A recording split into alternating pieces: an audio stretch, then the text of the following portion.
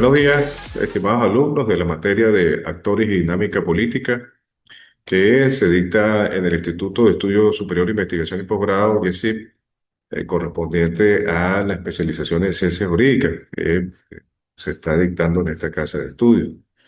Quiero darle la bienvenida a la presente materia, a la presente unidad curricular. Mi nombre es Sandro Márquez, soy abogado egresado de la Universidad Católica del Táchira en el año 2003 y pues tengo esta responsabilidad que me ha asignado la universidad para compartir temas y conversar con ustedes temas relacionados con la dinámica política, no solamente en Venezuela, en la época contemporánea, sino que también en otras regiones que ha causado o ha tenido un gran impacto en el desarrollo tanto de las sociedades como de la vida política como lo conocemos en la actualidad. La materia ya está, el programa académico ya está cargado en una plataforma, ustedes pueden revisarlo allí. De hecho, ya se cargó la primera actividad donde se les pide allí un análisis, una interpretación de carácter hermenéutico allí sobre el contrato social de Jean-Jacques Rousseau. Ya en alguna oportunidad, en otra materia con ustedes ya habíamos hablado sobre el contrato social, esta obra que describe, digamos, la relación que tiene la sociedad con el gobierno o el grupo o las autoridades que dirigen el destino de un país en un momento determinado y en un espacio geográfico determinado allí. Es muy importante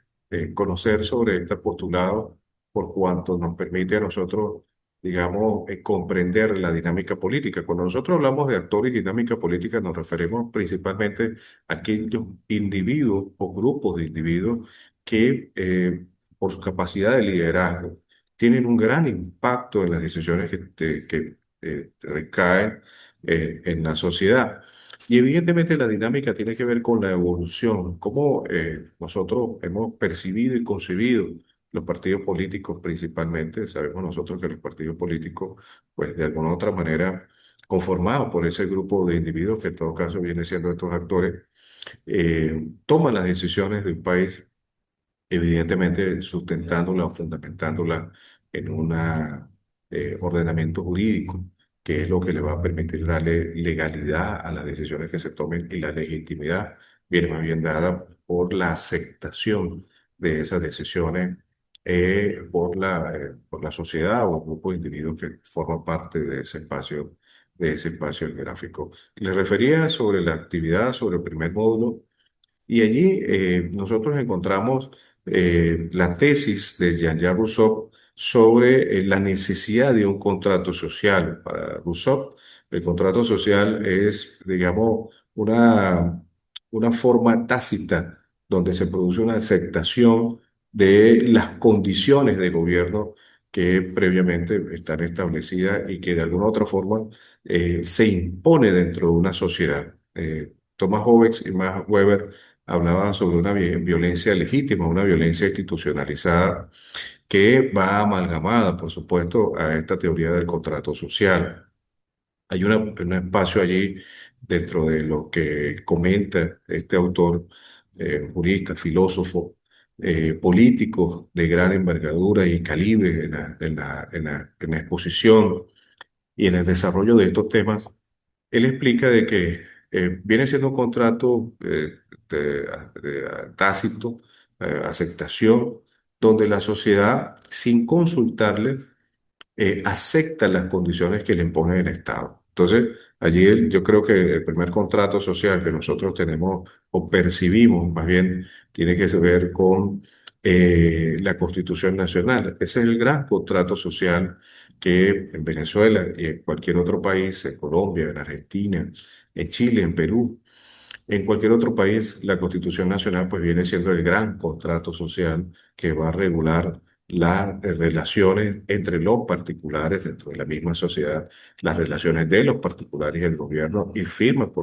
perdón, fomenta allí y establece allí las reglas de cómo debe llevarse los destinos de un país dentro de todos los aspectos, desde el punto de vista educativo, desde el punto de vista judicial, por supuesto, desde el punto de vista de la salud, desde el punto de vista de la seguridad ciudadana y la seguridad y defensa de la nación. Allí se establecen, evidentemente, estas condiciones que pues tienen, digamos, relevancia e importancia en el desarrollo de la sociedad. Y otro de los aspectos que yo les pedí allí que revisaran en la primera actividad tiene que ver con esta obra, El Leviatán. Allí la figura suprema del gobierno también es objeto o debe ser objeto de investigación, de análisis, de interpretación por parte de ustedes. Una de las segundas, o más bien la segunda actividad que se les va a pedir realizar tiene que ver con el impacto de las telecomunicaciones, con el impacto de los medios de comunicación en la política, ese impacto que tiene los medios de comunicación que anteriormente conocíamos, los medios escritos, los medios audiovisuales y en la actualidad los medios telemáticos a través de la telefonía, a través de plataformas de Internet y por supuesto la Internet como tal, pues evidentemente sabemos nosotros que tiene una gran influencia en los temas políticos de la nación. Evidentemente, eh, en algunas sociedades existen restricciones sobre este tema, existen dispositivos legales que de alguna otra manera regulan cómo funciona en un país eh,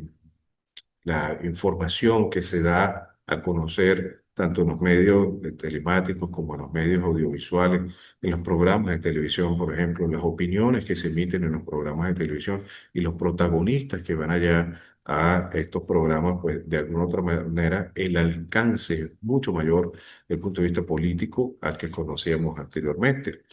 Entonces, debemos estudiar también la influencia de los medios de comunicación, tanto escritos como audiovisuales, en la política y el desarrollo de la política, aspectos negativos y positivos que nosotros debemos revisar. Otra de las actividades que vamos a investigar y vamos a desarrollar en esta materia es cómo la mujer, de alguna u otra manera, ha conquistado espacios en la vida política de la nación. Recordemos que hasta el siglo pasado, 1947, 1948, en la constitución de ese año, se le permitió por primera vez a la mujer, estamos hablando apenas hace 60, 70 años,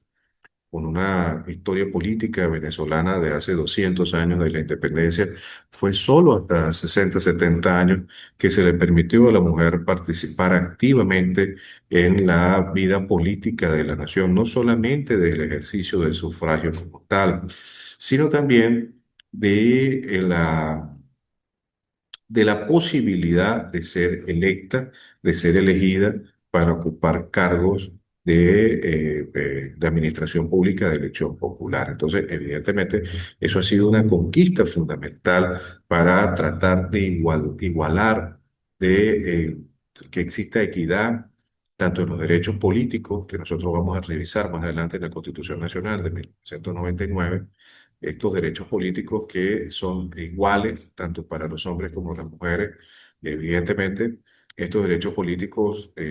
sabemos nosotros que son desarrollados desde la Declaración Universal de los Derechos Humanos de 1948, el 10 de diciembre de 1948, no obstante, en Venezuela ya comenzaba a reconocerse a la mujer estos derechos fundamentales. Un derecho político es un derecho humano, es considerado como un derecho humano. ¿Y por qué es considerado un derecho humano? Porque corresponde exclusivamente, de manera inherente a la propia especie humana. No puede ser renunciable, es irrenunciable, es imprescriptible, indivisible. Entonces son características propias de los derechos humanos. Nosotros debemos revisar aspectos de la Constitución Nacional de 1999 que pues tiene una gran importancia en el desarrollo de la vida política del país. Sabemos el proceso electoral de 1999, la conmoción social y política, el revuelto social, político que se desarrolló marcado en una crisis política que venía, digamos, causando fisura en la sociedad y en los intereses colectivos de la sociedad. Sobre la importancia de los partidos políticos en el país y las decisiones que estos tomen, la influencia y el impacto que tiene en la sociedad. Nosotros debemos revisar, por supuesto, la Constitución Nacional en Venezuela, los aspectos jurídicos de lo que implica las relaciones tanto de los actores políticos, la dinámica, el desarrollo de la actividad política y el impacto que tiene esto en la sociedad. Si nosotros revisamos la Constitución de 1999, que como le dije hace un momento, pues nace producto de ese revuelco de carácter social eh, que venía desgastado producto de las decisiones que influyeron de manera negativa en los últimos 40, 50 años en la República. Si nosotros revisamos el artículo 2 de la Constitución Nacional, refiere que Venezuela se constituye un Estado democrático y social de derecho y de justicia que propugna como valores superiores de su ordenamiento jurídico y de su actuación la vida, la libertad, la justicia, la igualdad, la solidaridad, la democracia, la responsabilidad social y en general, la preeminencia de los derechos humanos, la ética y el pluralismo político. Notemos que en la propia Constitución Nacional, en el artículo 2, se desarrollan allí una serie de principios que vienen a constituir la columna vertebral de nuestra sociedad y por supuesto de una ideología de carácter político. Cuando nosotros hablamos de las ideologías de carácter político, siempre traemos a colación la presencia de partidos políticos con una tendencia ideológica de izquierda, con una tendencia ideológica conservadora o de derecha, bien, y partidos políticos con una ideología, digamos, mixta o central, como algunos refieren sobre este tema.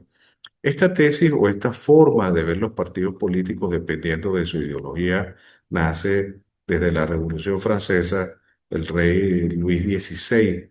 albergaba o tenía a su alrededor en sus eh, consejeros, personas o más bien cercanos a él que tenían ideas de carácter revolucionario inclusive y eran los llamados de izquierda, que estaban sentados a la izquierda de este rey. Y aquellos que tenían una idea más bien conservadora y progresista en el mantenimiento de la figura del rey eran los que se conocían como consejeros o partidos, también se les llamaban de esta forma, de derecha. Entonces, en el contexto de nuestra materia que nosotros vamos a revisar, actores y dinámica, se refiere principalmente a aquellos individuos, aquellos grupos sociales o instituciones que participan en un sistema o en un proceso interactúan, por supuesto, entre sí, no solamente de manera de ese grupo o de esa élite política, sino que también interactúa con las sociedades. Y allí esa dinámica, ese desarrollo, esa evolución es lo que se conoce como los actores y la dinámica política en un país. Esos actores y esa dinámica y esa política los describo aquí en este cuadro que ustedes tienen allí y referimos principalmente que los actores sociales, cuando describimos a estas personas, intervienen en los procesos, impulsan cambios o defienden intereses propios en diferentes contextos. Representan un grupo social, por supuesto, dependiendo de los espacios geográficos, dependiendo de la actualidad social, dependiendo de la época. No podemos comparar los partidos políticos de la época de la independencia, estos partidos políticos patriotas, eh, como se llamaban en aquel momento, y que luego poco a poco fueron evolucionando, fueron desarrollándose hasta conocer lo que en la actualidad vemos. Hasta el 2007, un dato importante, se tenían registrados en el Consejo Nacional Electoral 103 partidos políticos. Evidentemente, pues hay unos que más de trascendencia que otros, el Partido de Acción Democrática, el Partido CUPEI, tienen sus orígenes luego de la caída de Félix Jiménez eh, o inicios de la democracia, como la conocemos en la actualidad, el pacto de punto fijo y todos estos aspectos políticos que en la historia contemporánea venezolana pues ha tenido un gran impacto social. Tiene unos propósitos definidos, por supuesto, tiene una ideología de carácter político, una trascendencia y un impacto en la sociedad. Varían el poder e influencia. Evidentemente, el poder y la influencia viene con una connotación, eh, digamos, en algunos aspectos inclusive de carácter autoritario, ¿no? Hay una tesis de Carl Smith sobre la teoría del amigo enemigo, que yo les voy a pedir a ustedes que investiguen también, que revisen. Y esta tesis tiene una gran importancia desde el punto de vista político cuando sus orígenes tienen que ver más bien con un carácter comercial donde le- les pongo un ejemplo, se les pedía al comerciante la entrega de un producto y este pues, digamos, daba esa responsabilidad o la llevaba esa responsabilidad de no cumplir con la entrega de ese producto a un tercero, por ejemplo, que no había llegado el cargamento, el buque o la entrega de ese producto a su espacio para poder entregárselo al consumidor final. Pero lo importante de esta teoría es que, llevada al campo político, en algunos momentos históricos, no solamente en Venezuela, en algunos momentos históricos políticos en otras regiones, pues siempre se ha dado la idea de que la responsabilidad de las obligaciones de carácter institucional, de gobierno y de carácter político, eh, viene dada principalmente a aspectos externos. Eh, la responsabilidad es dada, achacada eh, a terceros que no tienen, eh, o más bien inclusive desconocen del por qué se les da este tipo de responsabilidad, pero es una manera muy ligera de obviar y evitar las responsabilidades que corresponden a los gobiernos. Eh, refiere también la influencia de los actores más o menos poderosos, las élites sociales, como las veníamos conociendo, como conversábamos hace un momento, ese pacto de punto fijo, que de alguna otra manera, pues lo que hizo fue establecer el gobierno bipartidista y partidos políticos con estas características donde se establecían pactos políticos para poder mantener cierta estabilidad en un momento histórico del gobierno que había sido electo, que haya sido electo a través del sufragio y directo como lo conocemos en Venezuela. En Venezuela hay leyes que regulan la participación política de las personas, evidentemente en la Constitución Nacional, norma suprema, también hay una ley especial de procesos electorales y también hay una ley especial de partidos políticos que es importante revisar en esta materia y que nosotros vamos a observar porque tienen una trascendencia y establecen las normas, las reglas de cómo los partidos políticos van a tener cabida, van a coexistir dentro de la sociedad. La dinámica respecto a esta actividad de carácter político no tiene, o evidentemente no basta solamente con sus ideas o teorías,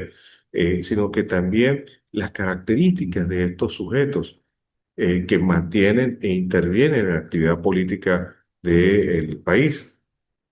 Los acontecimientos y sucesos que ocurren en la sociedad se encuentran en el sistema en un espacio un espacio geográfico y influye, por supuesto, en las decisiones de cada uno de los individuos que forman parte de ese soberano, de ese pueblo. Con respecto a lo que es la política, hay varias definiciones que nosotros debemos tomar en consideración. anteriormente filósofos de importancia como Aristóteles, Platón y Maquiavelo, creo yo que son convenientes citar en este conversatorio que tenemos sobre la actividad política, sobre los actores y la dinámica política en el país, la región, y es preciso para nosotros comprender esta actividad política, conocer cómo en la actualidad, perdón, en tiempos pasados se percibía. Aristóteles, por ejemplo, consideraba la política como la ciencia de estudiar la forma o la mejor forma de la organización de la ciudad-estado, para alcanzar la felicidad y el bien común, describía él. Fíjense que a pesar de haber transcurrido tanto tiempo, aún se mantiene, evidentemente, con el modernismo como lo conocemos en la actualidad, pero aún se mantiene ciertos aspectos de esta definición, porque a final de cuentas, en teoría, la política lo que busca es, o la forma de hacer política, perdón, lo que busca es el bien común. Ese es el principal propósito, en teoría, por supuesto, de la organización, la formación de los partidos políticos, la unión de estos grupos de individuos que ya dejaron de ser élites, como los conocíamos, les dije hace un momento, en el siglo XVIII y XIX en Venezuela. En la época de la colonia existían solo dos, tres partidos y tenían un gran impacto. Los próceres venezolanos eran los que de alguna u otra manera pues, formaban parte de estos procesos electorales. La ley de procesos electorales en Venezuela, cualquier persona que cumpla con los requisitos establecidos allí, pues puede figurar como una figura o puede participar activamente para ser electo como representante de un grupo social con miras a ocupar un cargo de la administración pública, es decir, de participar activamente en la vida política del país. Platón veía la política como una forma de gobierno paternal donde los gobernantes, guiados por la sabiduría y la virtud, debían conducir a la ciudadana hacia el bien. Evidentemente, ambos autores, desde el punto de vista filosófico, pues imprimían ese carácter paternal, como lo refiere Platón, esa forma de establecer una política humanista, de establecer una forma de gobierno empático, donde el principal, el principal objetivo es el bien común. Evidentemente, con el tiempo, estas teorías fueron cambiando, se fue distorsionando la forma de hacer la política y de hacer gobierno. Y Maquiavelo,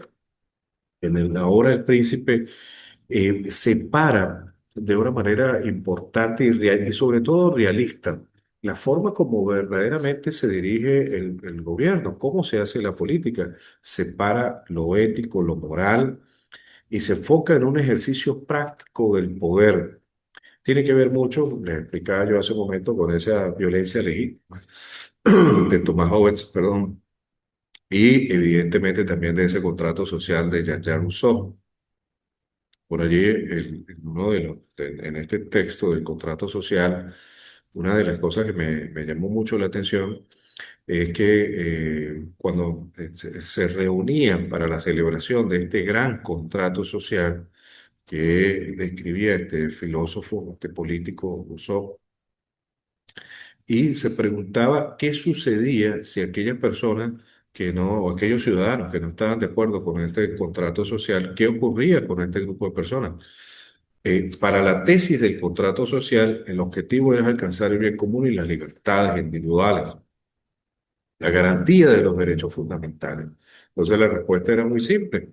Simplemente se le obligaba a ser libre. Si usted no estaba de acuerdo con la Constitución Nacional, no pasaba nada. La mayoría decidía. Pero, digamos, se le endosaba a estas personas la posibilidad de vivir en libertad. Evidentemente, este tema pues siempre es cuestionable, porque como lo refería Maquiavelo, los años 1500, 1600, cuando se publicó este libro que evidentemente causó revuelo en el tema social, en el tema político de la época, porque se comenzaba a separar inclusive aspectos que netamente religiosos que tenían influencia en el campo político. La iglesia tenía una, tenía una gran influencia en las decisiones de carácter político, eh, inclusive en el discurso político de la época también tenía una influencia muy marcada al punto de vista religioso que de alguna u otra manera pues llevaba al convencimiento de las masas de que las decisiones que se estaban tomando eran las adecuadas, las acertadas para el bien común. Entonces, cuando nosotros definimos los actores y la dinámica política y entendemos la política como la podemos concebir en la actualidad, Suárez en el año 2003 refería que la política no es una entidad de carácter natural, es una actividad cultural compleja que trata de encarar los conflictos de intereses que surgen en el seno de las relaciones humanas. Pero hay algo también interesante sobre ese discurso político. Ya lo vamos a revisar más adelante, pero hay algo allí que quisiera comentar sobre ese discurso, perdón, eh, que tiene ese marco o esa influencia eh, política para convencer a las masas de alguna u otra forma las palabras, el verbo utilizado en los discursos políticos, pues busca principalmente llegar a las masas y convencer de que la ideología que transmite o que trae ese grupo político, conversábamos hace un momento sobre una división de los partidos políticos que existen en la humanidad, aquellos de derecha, de extrema derecha, de izquierda y los del centro, que de alguna u otra manera viene siendo una mixtura, pero al final del camino no tiene una idea clara de cuál va a ser el objetivo a alcanzar. Pero hay algo que quería comentar en un texto escrito por Alexis de Tocqueville, La democracia en América,